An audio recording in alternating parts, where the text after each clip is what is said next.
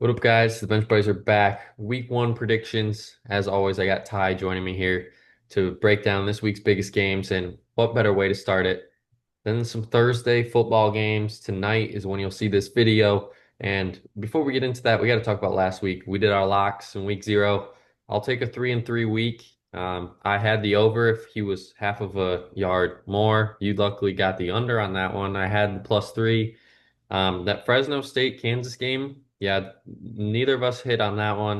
And then I had the Hawaii somehow covering with a field goal at the end of the game to get me that and the under. I don't have much to say. Maybe if you guys are watching, maybe just fade my picks this week. Like you said, could have very easily been 0 for 6 if Iowa State's runner on that last play gets one more foot, uh, which barely got me the under. So let's bounce back in week one. Yeah, hopefully we can. We got three of the same in the Utah -5.5 at UCLA, Notre Dame -2.5 at Miami, UNC on at home getting 3.5. I'm gonna go with the over and under. So I'm going Georgia Tech, Colorado over. Both these teams' defenses last year struggled, and in week one, and I get it's new scheme for Colorado, new quarterback and all that stuff, but Georgia Tech, their offense is, I think, gonna at least put up 30 in this game, and I don't see why Colorado can't put up 24. So I like the over there. Alabama, FSU, LSU, Clemson, I'm both going the under there. There's a lot of changing there. Clemson's defense obviously is top three in the country. LSU is top 10. Um, I could see that. I think that's going to be like a 23-20 type game. So I don't think it's going to come anywhere close to that over under. And then the Alabama Florida State, I think I see the same thing. I'm thinking that one's going to be Alabama wins that one comfortably, but it won't be too many points, like a 24-10 game. So I think that one's going to be way under as well. Yeah, like I said, take my picks with a grain of salt right now, but I do think I bounced back this week. I feel good about them. We got Nebraska, Cincinnati starting the season with under 52 and a half. That feels like a lot of points. Nebraska was very defense oriented last year, and I think they'll be more of the same this year. And you got to account for some brutal mistakes from both sides. It seems like every Nebraska season opener is just the ugliest game you've ever seen. So I think the under hits there. I think Texas, I know in the season predictions, I got Ohio State winning. I'm really on the fence in that game. I'm picking Texas to win in the picks here because it's really a coin flip for me. So I'm going with them to cover, obviously, as well. I think Utah boat races UCLA. I don't think that game will be within a score. So I think Utah runs away with that and covers. I got the over in Virginia Tech and South Carolina. I expect a shootout in that game because there's a lot of question marks on the Gamecocks defense. I got Notre Dame at Miami because it's Miami and it's Mario Cristobal. And then I think North Carolina beats TCU outright. So obviously, I think they cover. Not a lot of respect being given to the greatest football coach to ever live in Bill Belichick. Yeah, and we'll talk about last week's results. A cool 5-0. This might be the only time I'll have a better record than Ty, as you guys have seen in previous years. It doesn't really bode well for me once we actually get into the 12 game pick'ems here. But it was great games last week. UNLV is probably the biggest storyline for me coming out of week zero. Um, I think the Mountain West is going to be more up for grabs than people think. Yeah, I mean, definitely a poor performance by UNLV. And I would say watch out for Kansas. I mean, if you watched the Ireland game, yes, Iowa State, big win for them, but neither of those teams look particularly great. And I think Kansas, if Jalen Daniels can stay healthy, they could have a chance to compete for the Big 12 this year. Yeah, so let's get into it. I got the new logos here for ESPN. So we got this one on ESPN, of course, Boise State USF. I'm going Boise. I know they lost Genty, but they still have Maddox. He's still a great quarterback. They still have a lot of structure in place here for this team to probably win the Mountain West and to more than likely get into the college football playoff yet again. But don't sleep on this USF team. If they can win this game at home, I think they're going to be the team that might represent the group of five when it's all said and done in the college football playoff here. I don't think it's too crazy to think about, but people need to tune into this game because, outside of the Power Four, I think this is probably one of the better, not, non-Power Four games of the year. Yeah, I think this is a perfect game for a early night kickoff to really start week one. And I think a lot of people are down on Boise State losing, obviously, Heisman runner-up Ashton Genty. But I think this has been probably the most consistent group of five program over the last 2 decades. So I think you're going to see more of that this year. Yes, maybe they take a slight step back, but I still think they have a lot of really good pieces, and I think they get a massive road win here to start the season. And then after that one, you get a massive game. Obviously, both of us are high on that Cornhusker out there, and Dylan Raiola and Matt Rule. So obviously, we're rolling with the Cornhuskers here on the road. On the road, meaning it's at Arrowhead. I don't know if you've seen already. They already did Nebraska dirty with the end zone painting. So that should just add some more fuel to the fire here in this game. And I think Nebraska rolls. In that offense last year, we saw them. We've already talked about it. They were awful in one-score games, and I don't think this is going to be a one-score game. I think they're going to pull away late in the fourth.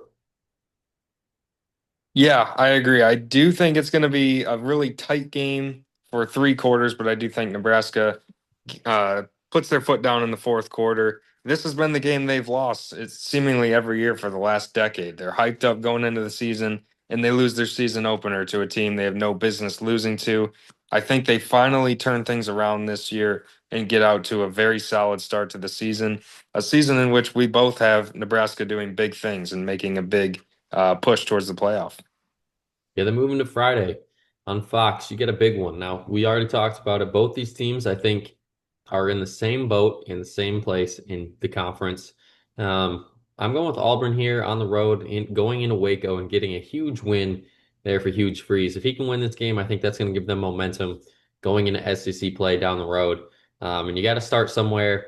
And I think this is going to be the game. I think it's going to be a slug it out, probably ugly game, I would imagine. Or I could be completely wrong and there's no defense played and it could be a 41-38 final. Yeah, I would argue Auburn needs this game more, as weird as that may sound. I think Baylor, with a loss here, can still compete to win the Big 12, which is a conference that's just wide open, whereas Auburn has a very difficult SEC schedule and really can't afford to start the season with a loss. So, that being said, I do think Auburn is the much more talented team in this matchup. I expect them to really bounce back and take a big step here under Hugh Freeze, and I think that starts with a big road win. And then also at 8 o'clock, you got another huge game. Haynes King and company travel to Colorado and face Deion Sanders and Caden Salter. And obviously, Caden Salter is probably the biggest news in this game. Obviously, replacing Shador and Travis Hunter is I don't think any program can do that at this point anymore for what they meant to the program. Obviously, they got their jerseys retired already before the next season started. So that's how much they mean to that Colorado program. But I don't think it's going to matter. I think Georgia Tech's going to go into Boulder, get a huge road win early in the season, and I wouldn't say put them on the map because I think a lot of people know about this Georgia Tech team, but I think they're going to start to understand that this team is a legit team to win the ACC this year.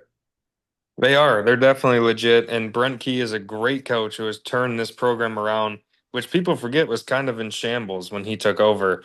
But it's a real wild card here because it's the first time we've seen Colorado with Dion at the helm and no Travis Hunter and no Shador Sanders. So I think that's going to be really interesting. I do think Georgia Tech kind of steals the show, though, even with it being on the road. I think Georgia Tech is primed for a breakout season. 9, maybe even 10 wins this year, and that starts with beating Colorado on the road. And before we get into that big matchup, there's also a big matchup here in the ACC SEC showdown. Syracuse, Tennessee. I think Tennessee rolls late, but I wouldn't be shocked if Syracuse is winning this game at halftime. But I think just Tennessee and Josh Heupel, they are. He's an offensive mastermind, and I think out of half they're going to come out and really put their foot down and coast to a victory. I don't know about the two touchdown spread there. I would be a little concerned there, but I do think they win this one by 2 possessions. I think that Tennessee defense is the difference here. They still have a lot returning on that side of the ball. Syracuse obviously losing all of their key pieces on offense. So I think, and remember, if you watch the record prediction, Syracuse has maybe the toughest schedule in the country this year. Brutal schedule, and that starts here with Tennessee. I think just taking control of this game. Would not be surprised at all if they cover that 2 touchdown spread. I think Tennessee has a fairly easy time with Syracuse here on Saturday. And obviously, the biggest game of them all, maybe the year, Texas, Ohio State. I'm going with the Buckeyes at home. I think they keep it going. They lost obviously a lot as well, but so did Texas. And it's a new year, new quarterbacks. And if this game was in Texas, I'm probably taking Texas, but it's at Ohio State. And there's a stat out there defending champions starting a new quarterback against a ranked opponent to start the year are 0-18. And you might call me crazy for going against the stats, but someone's got to be the team to win it. And if there's any year, the better player on the field is obviously Ryan Williams. And sorry, sorry, Jeremiah Smith. Sorry. They're gonna kill you for Yeah, that. they would kill me. They would kill me, but I corrected myself. They're both so good that it's just hard to not talk about them both. And I don't know if you saw the article, but they almost both went together to Georgia and almost played together. So imagine if that would happen. But anyways, Super Saiyan's going to come out. Julian Saiyan, I think he could possibly win the Heisman when it's all said and done this year. It might be a hot take, and I'm sure the odds are not in his favor to do so. But if he comes out and throws for 3 touchdowns against this Texas defense and gets them a win, um, I really don't see Ohio State losing a game until maybe they go in Ann Arbor this year. One thing I'll say about this game, I think a lot of people are hoping for a shootout. Obviously, Jeremiah Smith on one side of the ball, Arch Manning on the other side. Everyone's hoping for a shootout. I think this might be more of a defense-oriented game, and you can kind of see that in the over/under.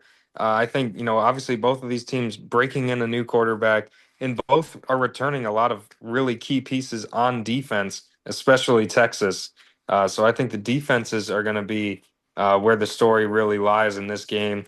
I think Texas's defense ends up being the difference because they just have a couple more pieces returning. I think that D line is going to cause a lot of issues for Ohio State, especially with a quarterback making his first career start. So I think Texas edges Ohio State, but I think I've just gone back and forth on this game. It's a true coin flip of a matchup. Yeah, they're Yeah, gonna. they're gonna. I'm a casual. Let's be honest. They're gonna say I'm casuals in the comments, but I deserve it after that blunder. But Alabama and Ty Simpson going into And Florida Ryan State Williams.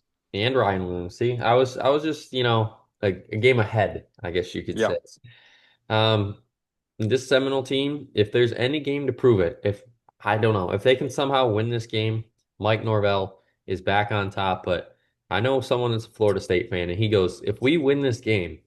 This can't be our Super Bowl because I think if Florida State wins this game, they might just tank and go downhill after that because this is the Cloud9 matchup for them to start the year at home. Bama comes into your place, but I don't think that's going to happen. I think Ryan Williams is just going to dominate this Florida State team, and they're going to coast to a win. I don't think this one's going to be close in the second half. I think Florida State does bounce back this year. I believe I had them going 8-4 this year, but this is not going to be one of the eight. Obviously, I think Alabama doesn't have too difficult a time with this matchup. The Tide, I mean, Florida State quarterback Thomas Castellanos, I'll give him a little credit. He was talking crazy on Twitter in the offseason. I don't know if he still has been, but he's got a lot of thoughts about this matchup. He thinks they're not going to have a lot of trouble here with the top 10 Alabama coming in. But I think it's going to go quite the other way. I think the Tide probably cover in this matchup. They really have not struggled with these opening matchups in the last decade or so, and I think it's more of the same this year. And then the big one on Saturday night, LSU Clemson. You've already heard it from our predictions. We're both going Clemson here because Brian Kelly is going, what's better than 0-3? 0-4. So I don't think he's going to get the win, but it's going to be defense for me, and Clemson's defense is a little better. And Cade Klubnik's been there, it feels like 15 years. So he's very well into this system. And I think this is when we're going to see that you don't need to hit the portal hard every year to be a very good football team. Obviously, Dabo is a loyalty guy. A lot of his guys stay. And I think this is going to be the year where you can build a championship contender like that. Yeah, these teams have a lot of similarities. Obviously, their stadiums share the same nickname, but aside from that, they both have potential first round quarterbacks, top 10 defenses, and a lot of dynamic weapons on offense. I think, though, if this was on a neutral field, I would barely lean Clemson. But of course, it's not on a neutral field. It's at Clemson at night. So if I think they're the slightly better team as it is, obviously I have them winning in that environment. And like you said, 0-4 in first games for Brian Kelly at LSU. But if you watched our last video, I think LSU bounces back moving forward. But I do think they drop this game. And then at the night game, if you're still up watching this game, I mean, you should be because you're dedicated to college football. Utah's going to roll. I don't care that they got Nico Maliava for UCLA. They're going to suck this year. I'm just going to put it out there. And Utah is not going to suck. I think this team has finally figured it out. Nobody's talking about this Utah team. I think it was Joel Klatt. He put this team in his top 25 and into the playoff at the end of the year. And I can honestly see it happening there in the Big 12. We saw it last year with Arizona State, not come out of nowhere, but really take a hold of that conference. And I think Utah can do the same thing. And what better showing on Fox late at night when you're probably in bed just falling asleep to this game because Utah is going to be blowing out UCLA. Yeah, you think Utah was licking their chops watching that Ireland game last week? That just slop fest of turnovers and, lack of offense. Now they're going to come out, and I think they're really going to make a statement here in week one, going to the Rose Bowl. I think they maybe not blow out UCLA, but I think it's going to be a pretty comfortable win. It'll be a lot more than that 5.5. And I think Utah, throws their hat right back in the ring. Obviously, a bad year last year. People are writing them off. But Kyle Whittingham is still one of the best coaches in the country, and I think Utah makes a big statement in week one. Then moving to Sunday, yes, Sunday, because there's no NFL on. Virginia Tech, South Carolina. If this game was flip-flopped, I might go Virginia Tech at home because going into there, Enter Sandman, week one at, on primetime football, that would give me chills just watching that game on TV. But that's not the case. They gotta go to South Carolina, and I think they win this one. I don't know if they cover, but I think South Carolina's gonna get a big win early in the season. I think there's going to be a lot of points in this game. I think Virginia Tech is going to have one of the more underrated offenses in the country this year, and obviously South Carolina with Lenora Sellers should have a dynamic offense as well. So I think you'll see a lot of points in this game. It should be a great game to watch, but I think South Carolina wins a close one. And then Sunday night, the game that everybody's probably looking forward to after that Texas Ohio State game is Notre Dame in Miami. Obviously, this one's in Miami. Notre Dame hits the road, and after last year's success, losing a heartbreaker in the championship, Jeremiah Love is 100%, and that's all I need to know. I don't care that Miami got Carson Beck. Their window hasn't closed. A lot of people in Miami are thinking their window might close if they don't go this year. But Mario Cristobal has this program right where he wants it. Finally, he does. And I don't know. It just seems like it's a Miami collapse like they always do early in the year before they figure it out. And I think Notre Dame is more prepared for this game than people think. I know that they both got new quarterbacks. It's CJ Carr, I believe, is the starter Yep. for Notre Dame. Yeah, I don't think he has to do too much in this one because the Notre Dame defense is great. Jeremiah Love is the best running back in the country. And as long as he can keep the defense honest, I think Notre Dame gets this one. Yeah, the best thing you can have in a tough road environment is a great defense and a great run game. Notre Dame obviously has both. So I think it's going to be a tough environment. Don't get me wrong, but I do think they're primed to come out of this with a win. And if you just factor in the coaching as well, I think this would probably be a pick 'em game if the coaches were equal because the teams talent wise on paper are about even, but Marcus Freeman is just, in my opinion, a way better coach than Mario Cristobal. I think that's the 2.5 points of the spread right there, and I think that's going to show. I think Notre Dame, the better coach team, better offensive line, better running game. I think they come out with the win. And the last game of the week on ESPN Monday night, you got TCU, Sonny Dykes and company going into Bill Belichick's new home in North Carolina in Chapel Hill. And give me those Tar Heels at home. TCU on the road, favored by 3.5, I think is crazy. But then again, Vegas always knows, so maybe they know something we don't hear. But UNC just announced their starter. I think it's the transfer from I can't remember where it's from, but I got the notification like an hour ago that they just announced their starter. And I don't even care who it is. I just think Bill Belichick is a way better coach than Sonny Dykes at home. I'm sure Bill Belichick's probably more nervous for this debut than I'm sure a few Super Bowls he's been to. But once the game starts and he gets settled in, I think it's going to be a coaching clinic from Belichick. Yeah, I said it in a couple other videos. This is the greatest coach ever that we're talking about. So I'm a little surprised at the 3.5 point underdog spread here at home for North Carolina. Seems like a lot of people are down on them. But you haven't heard a lot about the Jordan circus that we were hearing about in May and June out of the North Carolina camp. So I think Bill Belichick has a great hold on this program, and I think he's going to get off to a 1-0 start to his tenure and what would be a huge win to get things started. Oh, sorry. Sorry about that. I did not die there. It's okay. We're okay. Jeez, that was bad. But it's almost as bad as me getting Ryan Williams and Jeremiah Smith mixed up. I don't think I'm gonna live that one down this year. But hopefully I can going into next week. We're both 12 and 0. Well, 11 and 1, one of us, 12 and 0 the other. We go 6 and 0 in picks, but make sure you guys come back next week to see how we did. And as always, we're gonna be breaking down each week's games. But until the next time, the bench buddies are out.